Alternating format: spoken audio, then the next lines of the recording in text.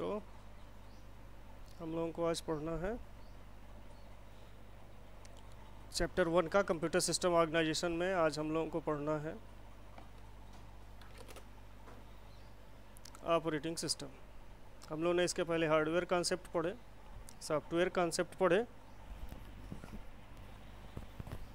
Functional components पढ़े,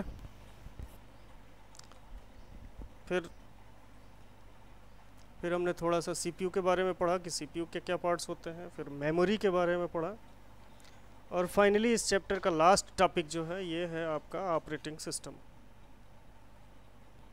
operating system में हमको पढ़ना है ऑपरेटिंग सिस्टम्स क्या होते हैं या ऑपरेटिंग सिस्टम क्या होता है, what are the various types of operating system, what does major functions performed by operating system, how many types of interfaces it provides, and finally examples of operating system.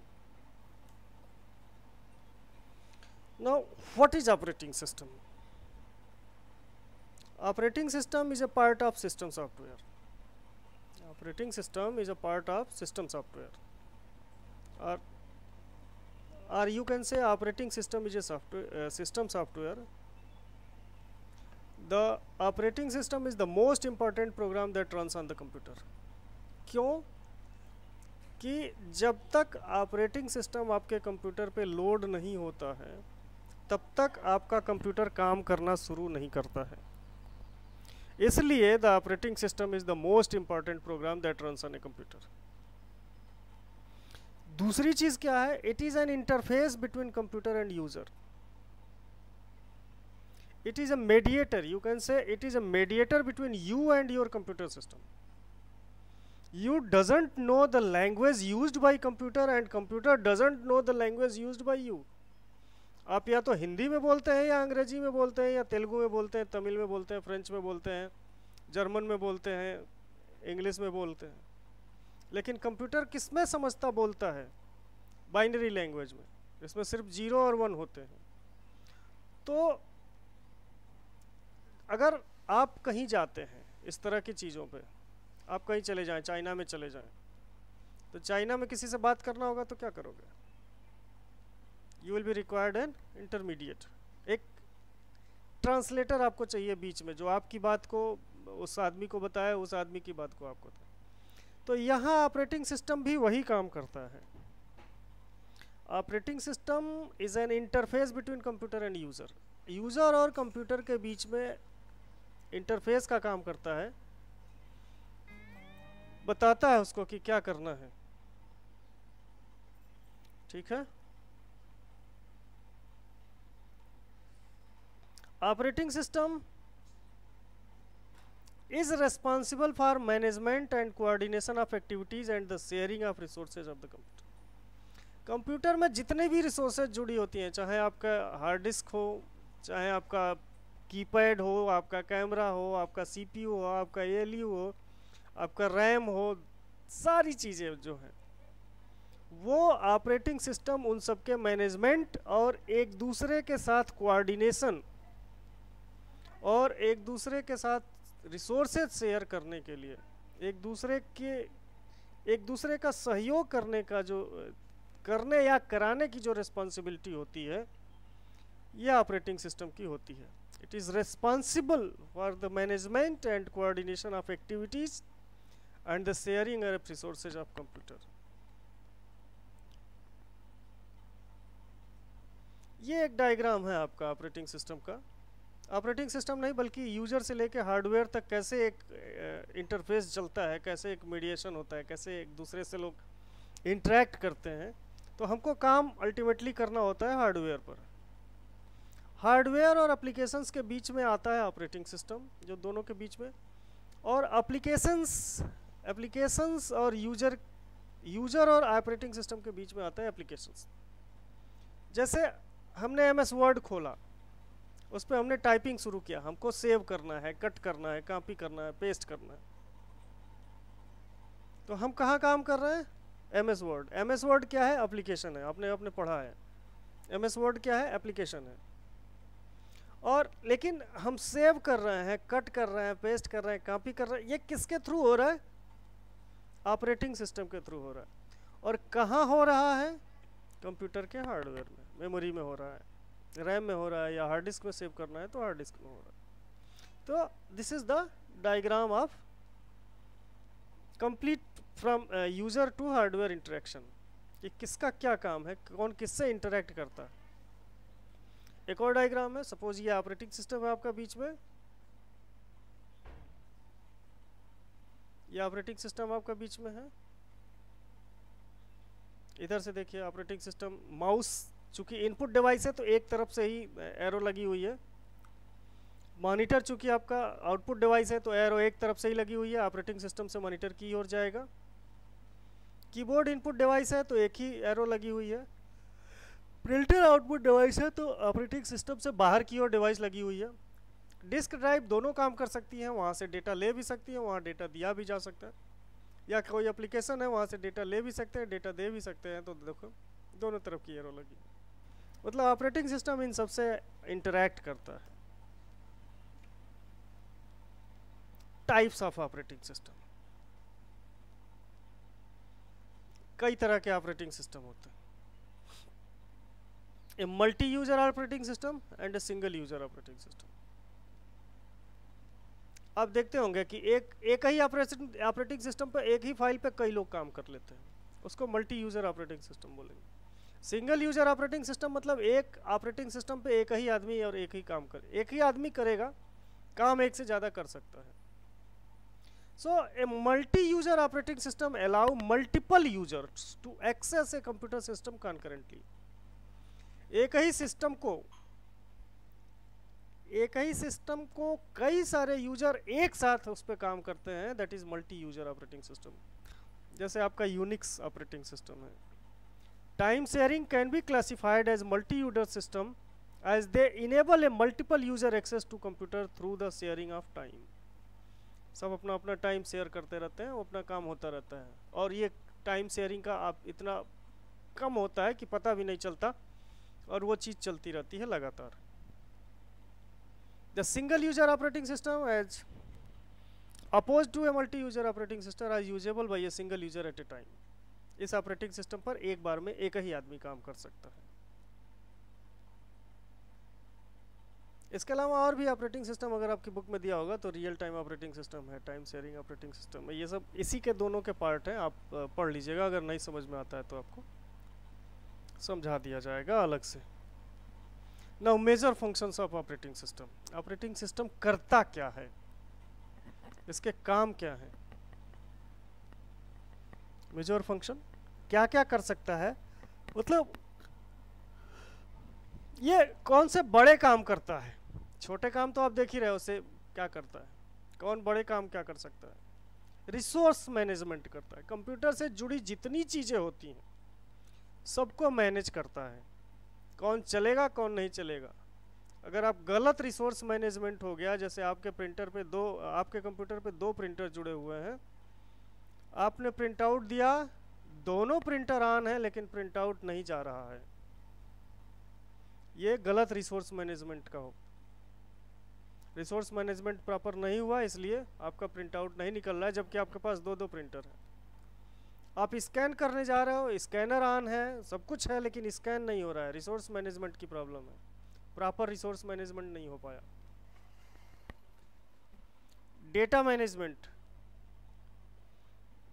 आप save कहीं कर रहे हो, save कहीं और हो रहा है, डेटा कहीं और से लेना है, मिल ही नहीं रहा है। आप काम करने के लिए कहीं से डेटा ला रहे हो, कहीं से कोई फाइल ले रहे हो, वो आ ही नहीं रही।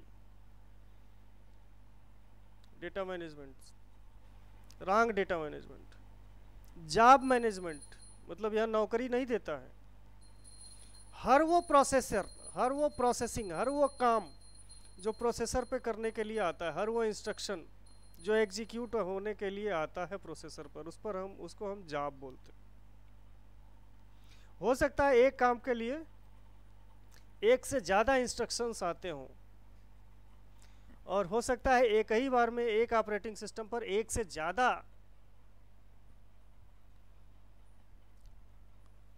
इंस्ट्रक्शंस, एक से ज़्यादा काम आ जाते हों, एक से ज़्यादा जॉब आ जाते हों, तो कौन काम पहले होगा कौन कितनी देर बाद होगा, कैसे होगा, किसको कितना टाइम देना है, किसको पहले देना है, किसको बाद में देना है काम, किसको पहले एग्जीक्यूट कराना है, ये सारा का सारा काम ऑपरेटिंग सिस्टम करता है। Standard means of communication between user and computer, computer और यूज़र के बीच का एक सबसे ज़बरदस्त कम्युनिकेशन का साधन है। ठीक है, तो पहला है रिसोर्स मैनेजमेंट। क्या करता है resource management? The resource management function of an operating system allocates computer resources such as CPU time, main memory, secondary storage, input and output devices for use। एक कंप्यूटर की नॉर्मल रिसोर्सेज यही तो हो सकती हैं, CPU होगा उसका resource, main memory resource है, सेकेंडरी है, इनपुट डिवाइस है, आउटपुट डिवाइस है। इतने में सब आ गया, इतना नाम आपने ले लिया तो सारे रिसोर्सेज के नाम आ गए। आप कीबोर्ड बोलोगे तो इनपुट में आ गया, माउस बोलोगे इनपुट में आ गया, प्रिंटर बोलोगे इनपुट में आउटपुट में आ गया, मॉनिटर बोलोगे आउटपुट में आ गया, प्लॉटर बोलोगे आउटपुट में आ गया, OCR बोलोगे इनपुट में आ गया। तो रिसोर्स मैनेजमेंट, ये बहुत शार्ट में देखो, resource management function of an OS allocates computer resources such as CPU time, main memory, secondary storage and input output devices for use। तो ये आपका रिसोर्स मैनेजमेंट है, इनको कैसे यूज करना है ये काम ऑपरेटिंग सिस्टम करता है। The resource management function of an OS allocate CPU सारी चीज़ों को करता है। जॉब मैनेजमेंट, अब जॉब मैनेजमेंट कैसे करता है? The job management function of an operating system prepares, schedule, control and monitor jobs submitted for execution to ensure the most efficient processing. क्या करता है? जितने आपने इंस्ट्रक्शन दिए उनके अकॉर्डिंग जॉब क्रिएट भी करता है। कौन सा जॉब किस टाइम पर एग्जीक्यूट होगा उसको शेड्यूल करता है, कौन पहले कौन बाद में होगा उसको कंट्रोल करता है, कितनी देर तक कौन सा होगा, किसकी प्रायोरिटी, कोई बहुत ज़्यादा प्रायोरिटी है तो जो जॉब चल रहा है उसको हटा के दूसरे को ला सकते हैं। And monitor jobs submitted for execution, और इन सबको देखता भी रहता है एग्जीक्यूशन के लिए, इनको मॉनिटर भी करता रहता है कि कौन सा जॉब कितना कंप्लीट हुआ, कौन सा नहीं हुआ, कौन सा कंप्लीट होना बाकी है। A job is a collection of one or more related programs and their data. ये आपको समझ में आ गया होगा अभी तक कि रिलेटेड प्रोग्राम्स जो होते हैं वो जो एग्जीक्यूशन के लिए होते हैं वो जॉब होते हैं। अगला उसका काम है standard mean of communication between user and computer. क्या the OS also establish a standard means of communication between user and their computer system। ये शुरू से पढ़ते आ रहे हैं, इसके डिफिनीशन में पढ़ते आ रहे हैं।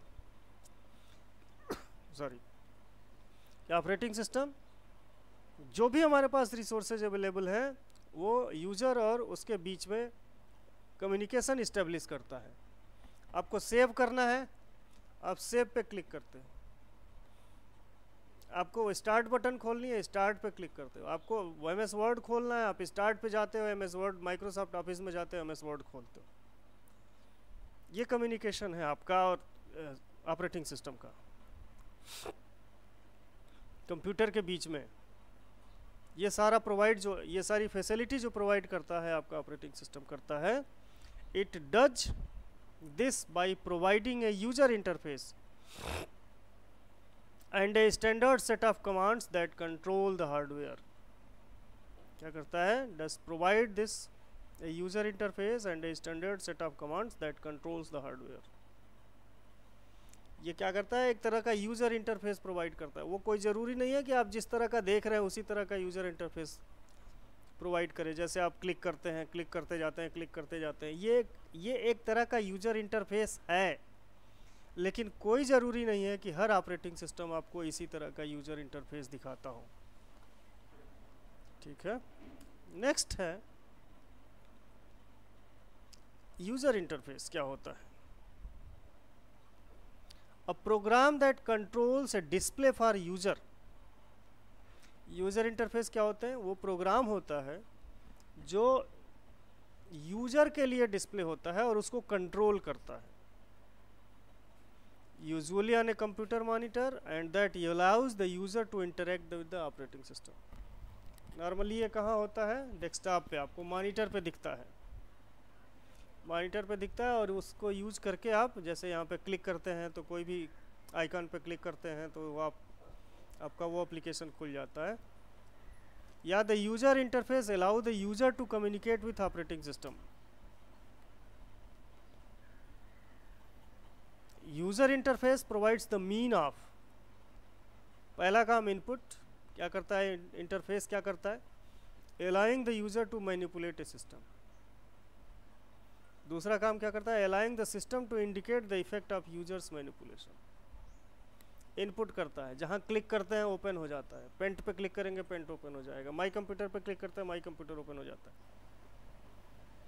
और इसका आउटपुट क्या, हमको दिखता है कि ये खुल गया, हमने क्लोज बटन पे क्लिक किया क्लोज हो गया, हमने मैक्सिमाइज पे क्लिक किया मैक्सिमाइज हो गया, मिनिमाइज पे क्लिक किया मिनिमाइज कर दिया। तो दो तरह का काम इंटरफेस प्रोवाइड करता है, इनपुट और आउटपुट। बाकी प्रोसेसिंग तो वो करेगा नहीं, प्रोसेसिंग तो इंटरफेस में नहीं आएगा, बल्कि वो भी काम वही करता है, लेकिन वो इंटरफेस की नहीं है, इंटरफेस के बाद का वो है। Allowing the users to manipulate a system, allowing a system to indicate the effect of the users manual. Normally दो तरह के इंटरफेस होते हैं, command line interface, graphical user interface. लेकिन इसके अलावा आपके बुक में 3 तरह के और इंटरफेस दिए हुए हैं, जिसको भी हम थोड़ा सा कवर करेंगे। मेनली आपको यूज करने के लिए 2 ही तरह के कमांड लाइन इंटरफेस और ग्राफिकल यूजर इंटरफेस मिलते हैं। कमांड लाइन इंटरफेस क्या होता है, आपके ज़माने में नहीं है अभी कमांड लाइन इंटरफेस, लेकिन जब भी देखते होंगे कभी ज़रूरत पड़ती है तो विंडोज़ में भी आपको कमांड लाइन इंटरफेस खोलना पड़ता है। जैसे जो डास खोलते हैं, CMD कमांड से जो आप ओपन करते हैं, वहाँ पे जो भी आपको इंस्ट्रक्शन देनी होती है वो सब आप किससे देते हैं, कोई कमांड लिख के देते हैं। A command line interacting with a interface is a mechanism for computer operating system और software by typing commands to perform specific task. जैसे हमको कोई चीज़ ओपन करनी है, कोई फाइल, तो लिखते हैं वहाँ पे कॉम्पिकॉन और file name .txt। Directory change करनी होती है, फोल्डर चेंज करना होता है तो CD, और फिर वो डायरेक्टरी, एक डायरेक्टरी से दूसरी डायरेक्टरी क्लिक करना होता है, तो पूरा का पूरा लिखना होता है। कहीं आपको कहीं कोई पिक्चर, कहीं कोई आइकन, कहीं कोई ग्राफिक्स नहीं दिखाई देगा। This method of instructing a computer to perform a given task is referred as entering a command. जो भी लिखना होता है उसको हम कहते हैं कि कमांड एंटर कर रहे हैं, ये कमांड एंटर कर दो, वो कमांड एंटर कर दो। जैसे लिख दो CD my computer, CD my document, enter, तो command enter. Accepting input by keyboard only. Command line interface में क्या होता है, सिर्फ कीबोर्ड से ही कमांड्स दे सकते हैं। नॉट सुटेबल फॉर बिगनर्स, अगर कोई सीखने आ रहा हो तो पहले ही छोड़ के भाग जाएगा, बिगनर्स के लिए अच्छा नहीं होता। इस तरह की चीज़ देखो दिख रही होगी यहाँ पे, जैसे नीचे देखो लिखा हुआ है D/dimple simple task SMO/echo hello world, इस तरह का। ये यूनिक्स का कमांड है, ये जो दिख रहा है। दूसरे टाइप का कमांड है graphical user interface. It is a type of user interface which allows people to interact with computer with image rather than text command। इसके पहले जो हम पढ़े उसमें हमको जो भी देना होता है कमांड हम यूज़ करते थे, उसको कमांड को हमें लिखना होता था कीबोर्ड से और फिर एंटर करना होता था। लेकिन ग्राफिकल यूज़र इंटरफेस में हमें ऐसा नहीं करना होता है, हम छोटी छोटी इमेजेस के थ्रू हम कमांड्स देते हैं, इमेज या छोटे छोटे टेक्स्ट, इमेज के नीचे टेक्स्ट लिखे होते हैं, या कमांड लाइन में हम टोटल टेक्स्ट ही लिखते हैं, हमको याद करने की ज़रूरत पड़ती है तब हम कोई चीज़ कर पाते हैं, लेकिन इसमें ऐसा नहीं होता। Except input via keyboard and pointing devices, दोनों से दे सकते हैं, कीबोर्ड से भी इनपुट दे देते हैं या पॉइंटिंग डिवाइस जैसे माउस है उससे भी दे देते हैं। ईजी टू लर्न, सीखना भी आसान होता है, कोई विंडोज़ खोलता है कहीं से क्लिक करना शुरू कर देता है, जैसे इस टाइप का है, जैसे ये हमारे कंप्यूटर का देखो ये डेस्कटॉप है, ग्राफिकल यूज़र इंटरफेस, यहाँ पे देखो ढेर सारे छोटे छोटे इमेजेस बने, उनके नीचे छोटी छोटी, जिनको ओपन करना होता है उस पर हम सिंगल क्लिक करते हैं तो सेलेक्ट हो जाता है, डबल क्लिक करते हैं तो ठीक है। अब ये यूज़र इंटरफेस के देखो कुछ एलिमेंट्स होते हैं, जैसे पहला होता है पॉइंटर, जो माउस का पॉइंटर मूव करता है, दूसरा होता है आइकॉन्स, जो साइड में आपको दिख रहे हैं, इन्हीं को आइकॉन्स बोलते हैं, छोटे छोटे पिक्चर, उनके नीचे उनका शॉर्ट डिस्क्रिप्शन है। डेस्कटॉप, ये पूरा स्क्रीन जो दिख रहा है ये डेस्कटॉप है, आपके कंप्यूटर की जो पहली स्क्रीन दिखती है वो डेस्कटॉप है। विंडोज़, कोई भी इसमें से एप्लीकेशन सेलेक्ट करें तो एक विंडोज़ के फॉर्म में वो खुलता है। मेन्यूज, और सब में ऊपर जो है एक मेन्यू बार बना होता है जिसमें फाइल मेनू, एडिट मेनू, इस तरह की मेन्यूज बनी होती हैं। अब एडिशनल जो आपकी बुक में दिया हुआ है वो है टच्ड बेस्ड इंटरफेस, मतलब छूने वाला इंटरफेस। क्या है? In today's scenario smartphones, tablets and PCs allows user to interact with the system simply using the touch input, using the touch screen। आज की डेट में ये भी इंटरफेस आ गया, आप बस उसको टच करिए और काम हो जाता है, कमांड्स अपने आप एग्जीक्यूट हो जाते हैं। User provide input to the operating system which are interpreted by the OS as command like opening an app, closing an app, dialing a number, scrolling across app, etc. जो कुछ करना है, dial करना है number, commands input करना है, open करना है, क्लोज करना है, अपडेट करना है, सब कुछ किससे होता है? बाय टचिंग द स्क्रीन और बाय टचिंग द इमेजेस। आपके बहुत सारे डेस्कटॉप विंडोज 8.1 और 10 ये भी आपको टच बेस्ड इंटरफेस प्रोवाइड करते हैं, जो एडवांस लैपटॉप आते हैं उसमें भी टच बेस्ड होता है। नेक्स्ट है वॉइस बेस्ड इंटरफेस। कमांड हम बोल के भी इंटर कर सकते हैं आज की डेट में। Modern computers have been designed to address the need of all types of users including people with special need and people who want to interact with computer और smartphone while doing some other task. ऐसे लोगों के लिए जो command centre नहीं कर सकते, ऐसे लोगों के लिए वॉइस बेस्ड ऑपरेटिंग सिस्टम भी है, वॉइस बेस्ड इंटरफेस भी है, जिसमें हम बोल के कमांड एंटर करा सकते हैं।